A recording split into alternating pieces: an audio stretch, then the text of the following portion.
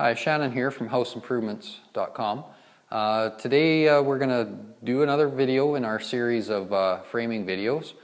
This one's going to explain laying out a door and window in a wall, exactly how to get it going and laid out, marked out on the plates, and the framing involved in doing it. Okay, so the first thing we're going to start with is laying out the top and bottom wall plates. That is marking them out, showing where our normal studs are going to be and where our new framing for our windows and doors are going to be in the wall. So we've got two plates, we've got a top and a bottom. We're going to simply put them together and flush up the ends. I'm going to mark this out from the right hand end working left. And the very first thing you want to do on the length of the wall is mark out all your regular studs. And by regular studs, I mean all the ones that aren't involved in the framing of the window or door opening. So they're full height 2x4s, 2x6s, whatever you're framing your wall with. And in our example, our mock-up today, we're doing 16-inch centers. So I'm going to go ahead and mark my regulars first. And as I said, I'm on 16 centers. If you go to our basic framing video that we also have on YouTube, you can get a more detailed explanation on the actual marking of 16-inch centers. Okay, so I've got them all marked out. I'm going to square line across onto the top plate as well.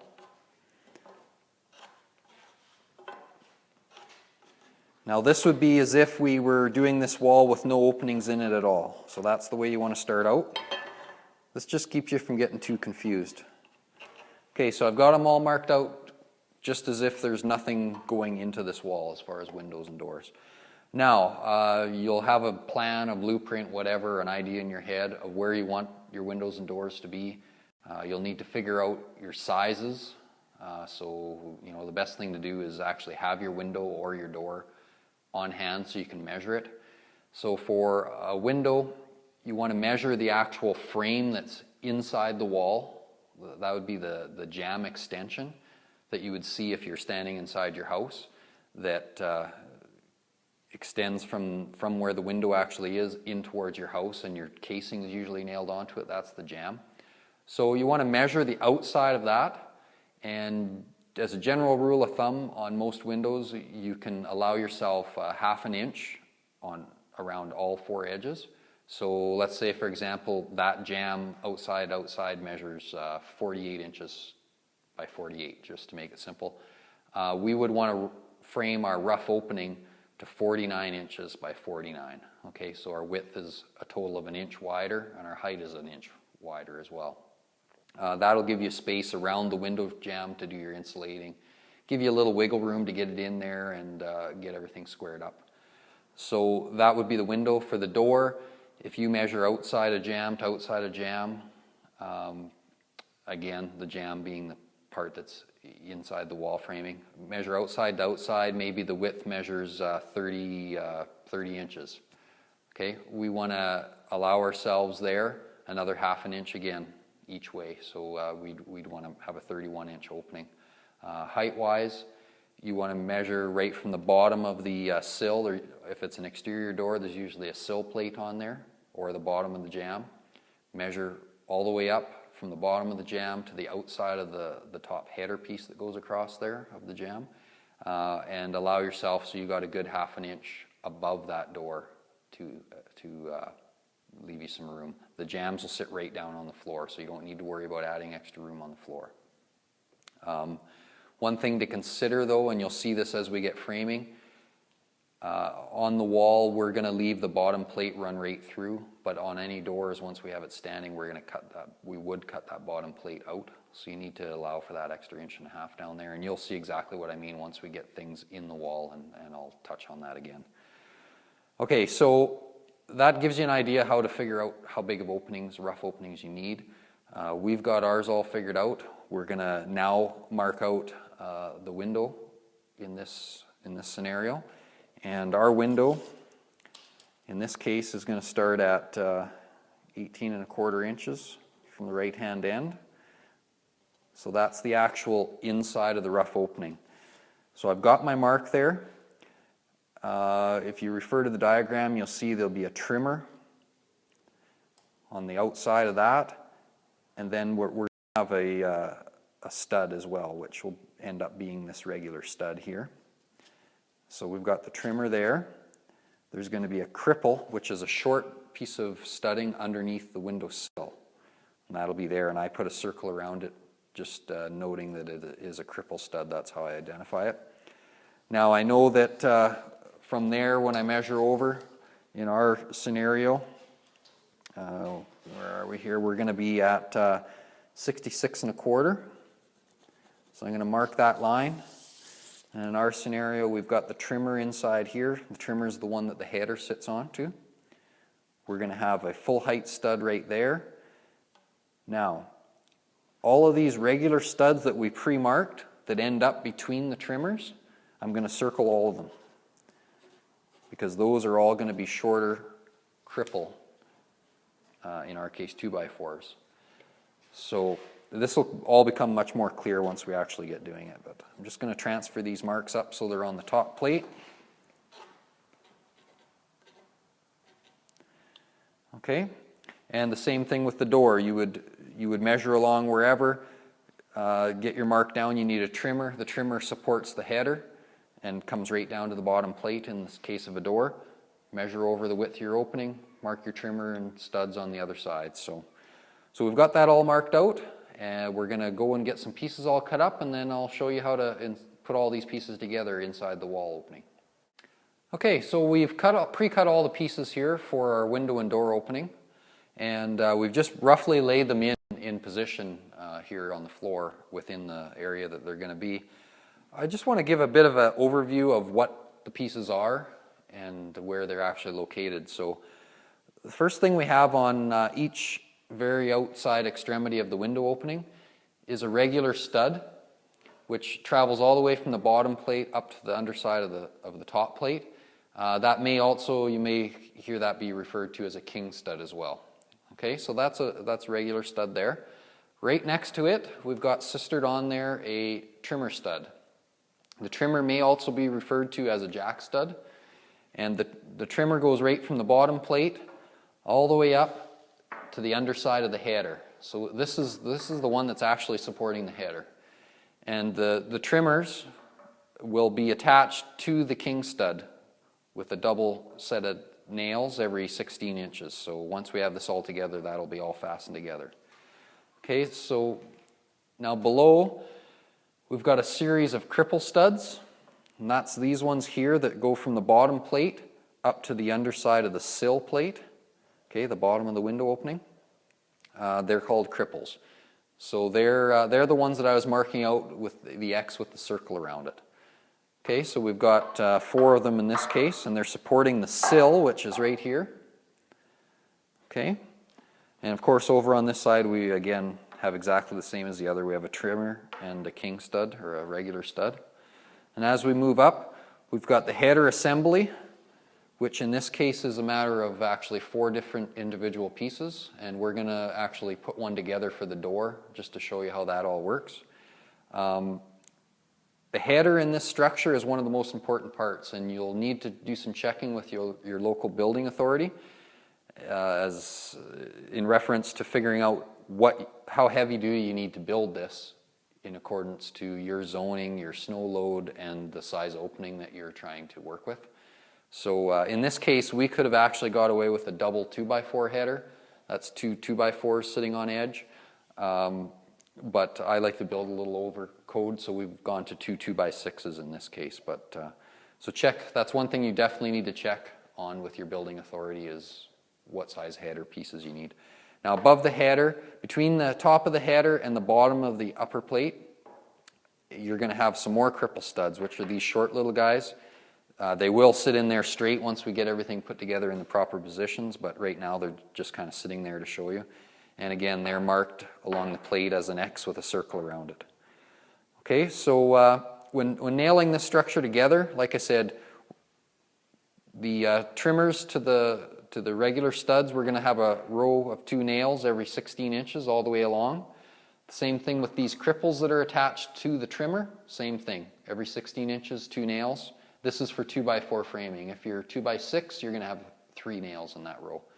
The sill plate, we can nail simply straight down into all these cripples. You could as well, before this is in place, if you think of it, you can nail or screw straight through there, through the trimmer into the sill. The header is going to be fastened through the main stud, the regular stud, right along the outside here. We've got 2x6 headers with an 1.5 inch bottom plate on them. So you're going to have actually 4 nails here and then 4 nails in the second row down below, and that's at both ends. The cripples up above here, you can nail down through the bottom plate into the cripple, and then you'll have to do a couple toenails down into the header into that. Okay, so that does the window. And as far as the door goes, it's somewhat similar. With the door, again, we've got the header sitting here in pieces. I'm going to put that together in a minute for you. With the door, we've got regular studs on the far extremities. We've got a trimmer stud inside, which the header is going to sit on just like the window. And then there'll be some cripple studs up above the header in most cases. The one thing we don't have here, obviously, is the cripples underneath because the door goes all the way to the floor. One thing to consider when you're figuring out your door rough opening height is don't forget that pretty much all the time you're going to be cutting this 1.5 inch plate out of here after. So you're actually gaining another 1.5 inches of height here. So just remember that when you're figuring out your height. So yeah, I'm going to get repositioned here, and we're going to assemble this one header here so you can see the different pieces that are involved in it. Okay, so we've got all our pieces for the header here. And basically how this is going to go together is we've got 2 outside pieces that are going to be on edge like this. We've got a filler strip which is going to go in between them so that when it's all sandwiched together, it's going to be 3.5 inches, which is the same thickness as our 2x4 framing that we're using. If you were using, say, 2x6 wall, you could cut little pieces to go in between here to spread it out and put some insulation in between it as well. In this case, some 1/2 inch plywood in between there works out perfectly.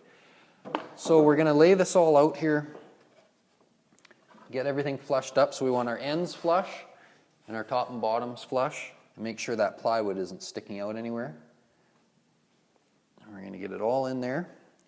And now, as I have mentioned in other framing videos already that you may or may not have watched, we're screwing everything together here just to be able to take it apart easy. It would be better to be nailed. I mean, obviously, if you're doing this as a permanent structure. So when I'm showing me putting screws in, really it should be nails. So in this header, we've got a 2x6. So by code in a 2x6, I need rows of 3 nails in it, about every 16 inches apart, 12 to 16 inches. So we're going to end up with 4 rows of nails you would be putting in it. I'm just going to tack the thing together, but then that's just for our purposes. But you should have, in a header this long, which is about 3 feet, I believe, you're going to have a row of 3 nails in each one of those positions. You're going to flip it over and do the same thing on the other side as well. So this is structurally supporting any load that's above the opening that you're framing in. So you need this to be as strong as it can be. You could also put some adhesive of some type in between there, but it's not necessary by code. But you do need the rows of nails on both sides. And if this was 2x8, you're going to have a row of 4 nails, 2x10, 5, so on. You're basically adding a nail every time you go up in size. So I'm just going to tack this together, though, for our purposes.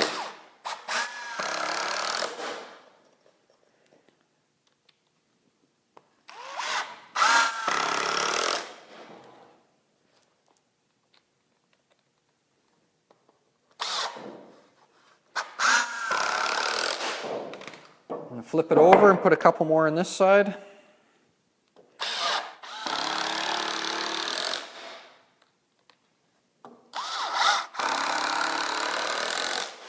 And again, I'm just tacking it, so you're gonna put more nails in there. Just check with your building code to be sure that you're nailing it properly. Now, the other thing I like to do, just to make sure you got a nice smooth surface here, is I like to add a 2x4 or 2x6 if you're using that type of framing, on the bottom of the header. And this just gives a nice flat surface. This is especially helpful if you have a large space in between your two main plies. It helps hold in any insulation that you added in there or anything like that. So I'm going to just tack this on again. I'm flushing it up nice on both sides. The more flush and flat you can have everything, the easier it's going to be for every step after this. Okay, so there's the gist of assembling that header. And it's going to lay, like I said, with this 2x4 that I added on, it's going to lay right in the opening like so. These cripples would go in above it. So I'm going to start assembling all this. Again, I've explained to you how often and how many fasteners you should be putting in it just a few minutes ago. Refer back to that if you've forgotten, because what I'm putting in is just tacking it together, so it's not going to be up to code the way I'm doing it right now, just as a demonstration. Okay, so we've got our sectional wall here all assembled. We've put a window opening here, door opening here, obviously. We're not quite ready to stand the wall because in a normal circumstance, I would think that this would be an exterior wall having a door and a window in it. So you would be sheeting the wall as well with some type of plywood or OSB. But before even you would get to that stage, you would want to take your sectional wall and measure it diagonally, right from one corner to the other. Get your measurement and then diagonally the other way. Those two measurements should be equal if your wall is laying square. So this is the point in time where you'd manipulate it to get it square if it is not. Tack it down to the subfloor that you're working on if possible to kind of hold it in place. Then you could start laying your OSB, plywood, whatever you're using on the outside of the wall and nail it all in place. At that point, you're basically ready to stand the wall. Okay, so we've got our wall all standing up. And like I said, in a normal situation, you're obviously going to have some type of plywood or OSB on the outside. For our explanation here, we're more worried about showing you the actual way to frame it, how to assemble it. We've got it standing up. We've tied in our top plates, all that kind of stuff. You can reference to that on our main framing video. It goes into a little more detail on that sort of stuff. This one we were more concerned about the openings, showing you how to frame them in. So, like I said, you can check out our other videos. We have a few now on framing. We've got other videos on lots of other topics on our YouTube channel. We've got other articles on other stuff as well on our website at www.houseimprovements.com. We've got Facebook going. We've got everything going. Just check it all out and let us know what you think. So thanks for watching today, and keep tuned for more videos.